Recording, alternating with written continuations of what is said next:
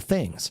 They should have. I'm sorry. Can I jump in though? Yeah, they should have handled abortion the same way Democrats handle guns, which is like, oh yeah, we don't like it in theory, and like maybe we should have some common sense background checks or something. But let's move on. You got any other topics you want to talk about? And that's it. But Democrats haven't taken your guns. They haven't done shit since Clinton, which is like 1994 or something like that. That's incalculable. That's 28 years ago since the Democrats did anything about guns. They don't do shit. Republicans actually got something done on abortion, and it was a mistake. It was a careful. It looks like a big miscalculation for them. Let me play the devil's advocate here. Then everyone seems to think it's a huge mistake, right? Here's what I see from the outside looking in. They still won, right? They still won. No. They got more. They had more. Oh, all right. Well, then let me lay this. It's my. I asked if I could talk. You said they still won, right? Okay. Well, it was a rhetorical question. They still won, right? They have more. Literally don't know. This is the part where we don't know yet. We need to talk about rhetorical questions. Okay. They still won, right? They'll probably win that. They have more seats. They have more votes. And this you talked about, every time this happens, there's usually a big swing. Yeah, every time this happens, every 2 years this shit happens. I'm talking about a generational thing that can't be undone for a very long time with Roe v. Wade. They won, and the winning is done. They won forever. They won until you can add more judges to the court somehow. At what cost? They won until at the cost of this 2-year cycle not going so well. We didn't blow them out this cycle. And from the perspective of like older GOP vote, like people that are very pro-life, like they see this as a huge win because like obviously if you believe that is murder, you see that as an enormous. This is a national title for them. Like they see it as a moral victory. This is a world championship that they have been grinding against their hated rival for the last 40, 50 years, and they won. And you're saying, yeah, but we lost. Our AAA team lost. Look how badly your AAA team lost. It's a permanent liability until they don't know their representatives' names. They don't care, but they know that abortion is on the way out, and they love it. You can't govern or be given a mandate to govern by strictly appealing to pro-life boomers. It's just not going to help you out in the long run at all. And this issue isn't going away until they codify Roe. It's a huge amount of women. It's mostly it's a huge amount of women, and it's a huge way more than you would think. Look at the polls. Look how many women are pro-life. I think it's a higher percentage of women than men. Right? Yeah. No. That would surprise me. Is that true? No. It's like 2 out of 3 women oppose getting rid of Roe v. Wade, and it's like half of men. And whether it's good or bad for the future politically, they don't care. This is a moral victory. They really mean it when they think abortion is murder. When they say that abortion is murder, they mean it, Hutch. Like when they're not, that isn't them like being like, you know how we say things. Yeah, they're not being dramatic. That's what they believe. Being dramatic. I understand that. I'm not saying they're wrong. I'm just okay with murder in certain situations. They think a Holocaust has been going on, and finally Donald Trump stopped an ongoing Holocaust. But that is a minority opinion. And you think that this is going to energize Republican voters?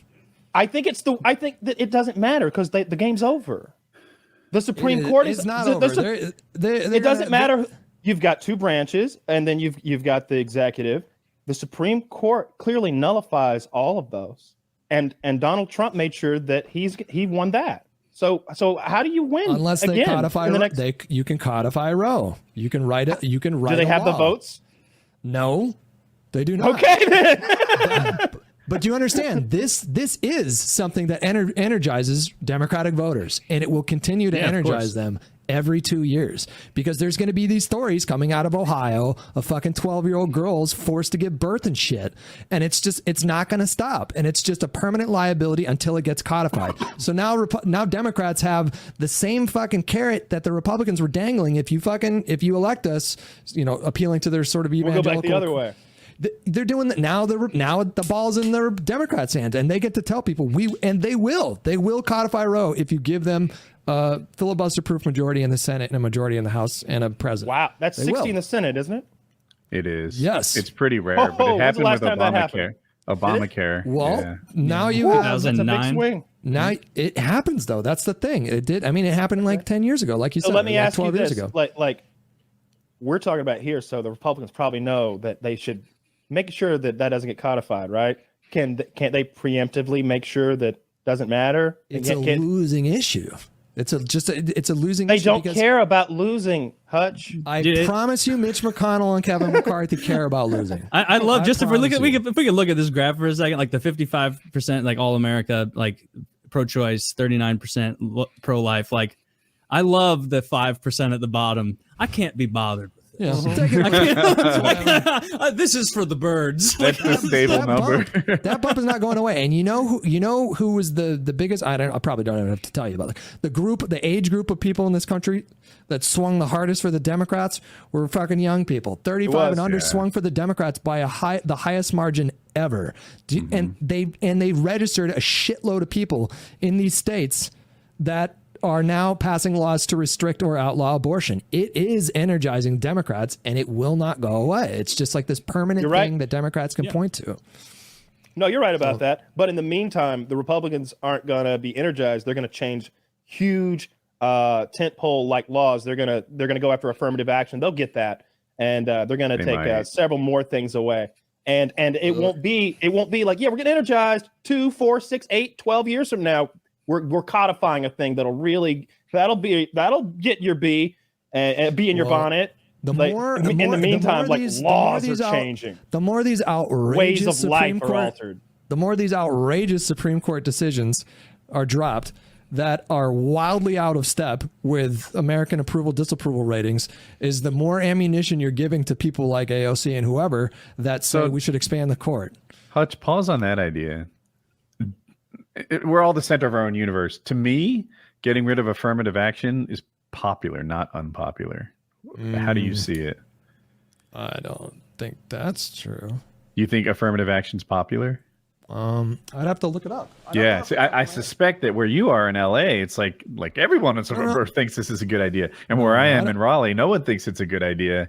And I'm not sure who's right. I think when I hear affirmative action, the word cocksucker immediately follows it in my mind. That affirmative action cocksucker. Sopranos, yeah. Oh no, I think you might be right about that. I'm right. Yeah. Okay. Yeah. Well, no, if there's one thing like I want people to give me credit for is I don't assume that everybody thinks like the people that I live in close proximity to, and I think that's a big failure of imagination that happens, especially when you're talking about people on like the far left, the people that I interact with a lot. They can't conceive of like, well, actually, if you actually got rid of all student loan debt, that would actually be unpopular. Like what Biden did was actually like right on the margins of like 50%. That was like, but you don't like it? No, I think that it redistributes wealth to people who are thriving. Now, I know you might argue people with student loan debt aren't thriving, but college is still a good investment. The people who went to college have lower workplace injury rates. They have higher income. They have lower unemployment rates. They're doing fine. So we're taking money from the general population and funneling it into our most successful quadrant, college graduates. And I'm like, why? How's that fair? I've heard, so I'm kind of agnostic on that issue, to be honest with you. I don't have a firm stance on it. I'm like, I can understand, like, it's, I agree. Like, I'm not going to tell you that I think that that's an invalid opinion. I understand why people have that opinion. So I didn't really like. Did you have any student loan debts that you got forgiven? No, I wouldn't qualify for it. Oh man, see, it made me wish that we had preemptively taken out some student loan debts out here for some obscure class locally. Yeah, just cash that on in. I don't know. That one came out of left field, but it's. Well, the part about that I did like is that it stretched it out to $20,000 for Pell Grant recipients. So we know a guy that got that. I think that will make a lot of people happy, and it certainly is a policy position that made a lot of young people happy. I don't know what was the biggest motivating factor for young people swinging so far for Democrats by like historic margins in these elections, whether that was Roe or college student loan debt. But I know that for a lot of young people, they were like, I don't know if they were saying we don't want 50,000 relief or just get rid of all student loan debt, which I always thought was kind of like ridiculous, but there are policies I could come up with that will make people happy that I don't think are good, right? Like, what if I just took the child care tax credit and made it like $30,000 a kid? right? They're going to get a ton of votes from parents, but it's still bad and stupid. And that would have immediate consequences on the economy that would be like experienced by everybody. I might have a few kids. I might have a few kids. You might have a few already. We don't know. But the child tax I might start claiming them. The child tax credit was an extremely popular policy. Like during the pandemic, especially, it was a lifeline. It was a lifeline for like a lot of people. You know, just an extra $300 a month can make a huge difference when you're living paycheck to paycheck. And there's a lot of uncertainty about jobs in the economy. And can we shift from something a little less dreary and a little more silly? I saw an interview with a homeless person. I like my YouTube shorts, as you know. I eat them like candy. And there was this homeless man in San Francisco, all tatted up, but he was like well kempt. Like it looked like he had like a name brand hoodie on, I think. And he was he was like, it's not so bad. It's not so bad here. He's like, be honest with you, they basically pay you. And they're like, pay you for what? You know, to be homeless. He's like, I can have a place. He's like, they give me $620 a month cash, $200 a month food stamps. I got my own phone. He's like, man, I got Amazon Prime. I got Netflix. I ain't got no commercials on my Netflix. What are you talking about? And this is a guy with like, he's got face tattoos like out of The Expanse. He looks like he's from The Belt. This is like a common, like, complete misconception about poverty and homelessness in this country. And it goes back to like Reagan and the welfare queens, where it's like, there's a lot of people that are convinced that homeless people have it better off than middle class families because they can just, you know, they're living the high life. When really it's like pretty fucking shitty life. I would think that it's very rare that there's guys like the Beltalauda that I'm talking about that